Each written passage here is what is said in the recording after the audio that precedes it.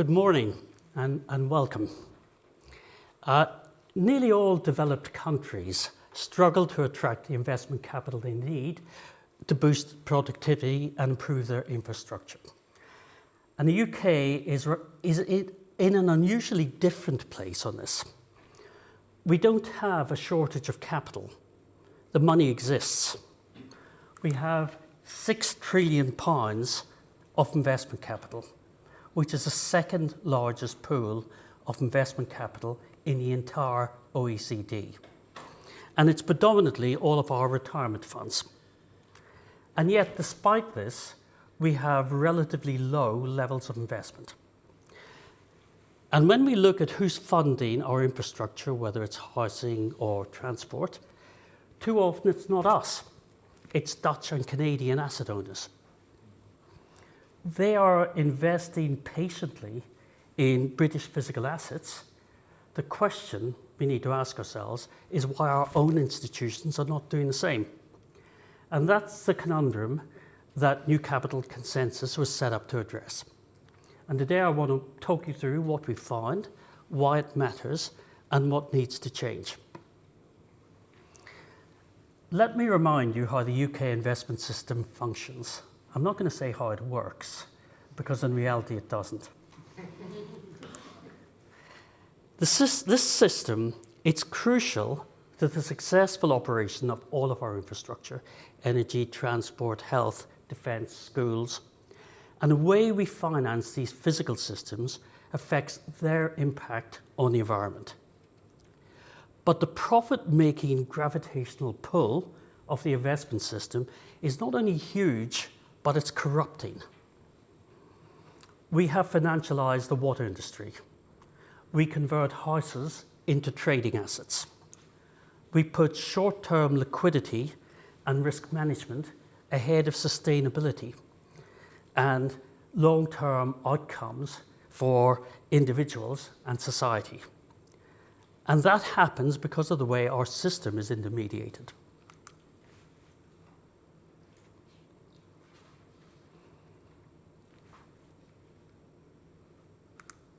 Asset owners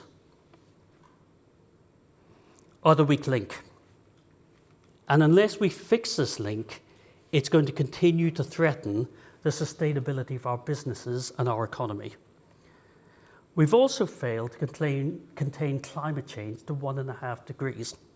So we're going to have to adapt to a new climate reality, build resilience to drought, to water shortages, to flooding, sea level rises, and to extreme temperatures and their impact on our health, our housing, and our way of life. To ensure our cities are resilient, to build new infrastructure and to support food, energy, and water security, we need to invest in sustainability at scale. The challenge is not that we don't have enough money, but how it flows through the investment system. Think of investment flow like the water system. There's no shortage of water, but between the reservoir and the taps, the pipes are leaking, blocked, or simply pumping money to the wrong places. For example, much of our money is used to fund gilt purchases for the UK government, and a lot is invested in large global companies at the expense of our own businesses and innovators. Very little, less than 5%, goes into UK infrastructure, housing, and regional firms. So, what's gone wrong? Our research points to 4 fundamental problems that have developed over decades, often as unintended consequences of well-meaning regulation. The first is a focus not on returns, but on risk reduction. We incentivize reducing risk and cost over returns, and that comes at a price. The regulatory response to the global financial crisis has left many financial institutions in a lingering defensive position. That may have made sense in 2009, but it certainly doesn't make sense in 2026. The second problem is fragmentation. And this leads to low quality asset allocation. There are still around 5,000 distinct private defined benefit pension schemes in the UK. Now that may sound like diversification, but it's not. In practice, these schemes all act like a herd, amplifying risk, not diversifying it. And scale matters because without sufficient scale, you cannot afford the investment skills you need to identify and access the type of long-term illiquid investments that build real things. And with too much scale, you don't have the appetite to make regional investments. So we need vehicles that hit the Goldilocks spot for investment, neither too big nor too small. The third friction is overseas flows. DC and unit-linked investment directs money, as James said, disproportionately into US tech companies. We put over 5% into Apple and Nvidia compared to 3.8% in the UK. That is not deliberate. It's just what happens when everybody follows global market cap indices. And this indexing comes at a significant cost. It means we give our much needed investment funds to the Mag 7. So they in turn can buy fledgling British tech businesses. We're literally paying the Americans to take away our future innovators and rockstar companies. How nuts is that? And the fourth friction is a secondary market bias. There's a persistent preference for secondary market trading over primary investment. Secondary markets are important, but they don't build real things. They do not build capacity.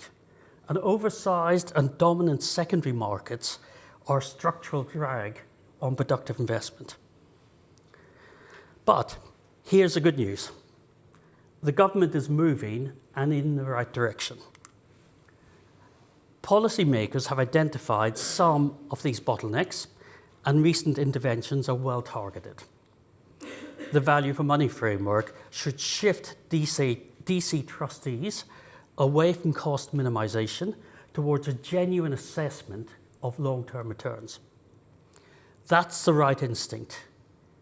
Cost cheap is not the same as good value. But it's not enough.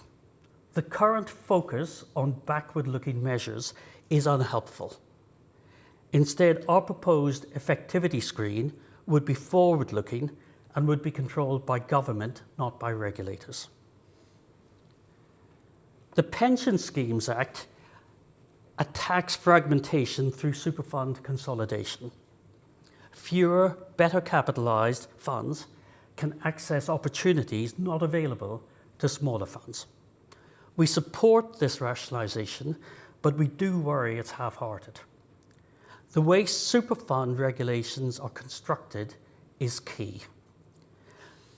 The government has the ability to create our own Maple 8, but there's no sign yet that it has a political ambition to do so.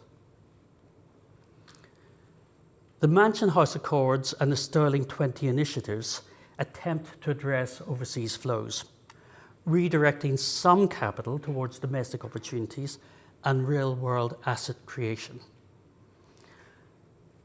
But these steps are insufficient to incentivize investment in UK growth businesses.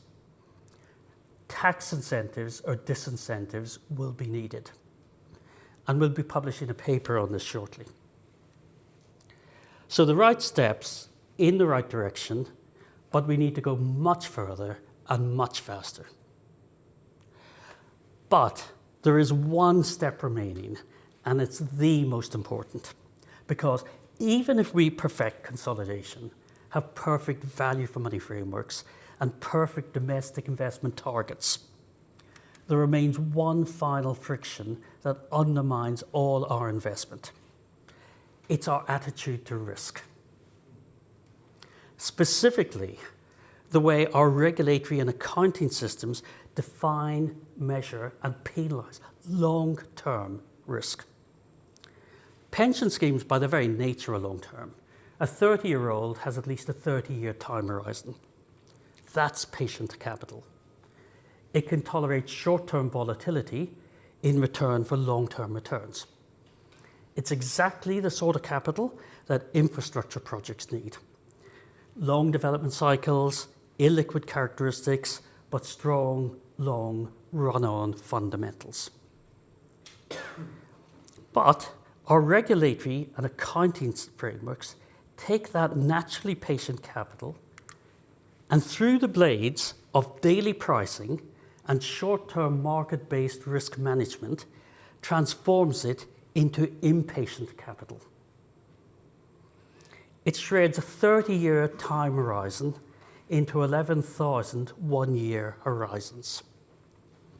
And in doing so, it disadvantages exactly those investment opportunities that patient investors should be capturing and the ones our society needs. Our investment system is only fit to dig 11,000 separate holes, not to build a new reservoir. Maybe that's why the last new English reservoir was opened 35 years ago. We're not arguing for more risk. We're arguing for better risk management, specifically for a regulatory framework that distinguishes between short-term risk and long-term risk and reintroduces genuine risk diversity back into the system. An investor who can hold an asset for 20 years has a fundamentally different risk profile for one who may need to liquidate tomorrow. Our system treats them both the same, and that's wrong, and it has serious consequences for our economy. The question we keep returning to is this: why are Dutch and Canadian asset owners able to invest in UK infrastructure in a way that our own domestic institutions can't? The answer is not that they're smarter or that they have more money. It's because their systems recognize the value of long-term patient capital, aligning liability horizons with physical asset life cycles. We can and must do the same. Let me close with a vision.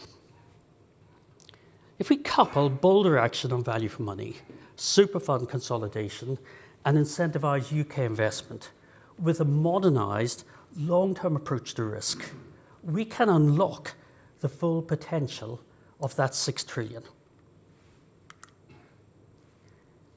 The destination is clear: a system where British savers' money funds our physical systems, drives UK productivity, and builds resilience to climate change, where our money can support emerging markets better instead of the Mag 7. This isn't a utopian vision. It's a practical, achievable systems fix. The money's already there. The policy direction is right, broadly correct. What remains is the intellectual and political courage to recognise that pension funds and life insurers are investment institutions, not traders. We need a system designed to reflect that truth.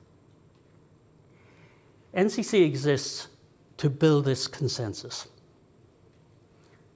across government, regulators, asset owners, and fund managers. Because the decisions that we make in the next 2 to 3 years will shape both retirement outcomes and the UK's economic trajectory for a generation. The pipes exist, the resources are there. We just need to point them in the right direction and let the money flow. Thank you.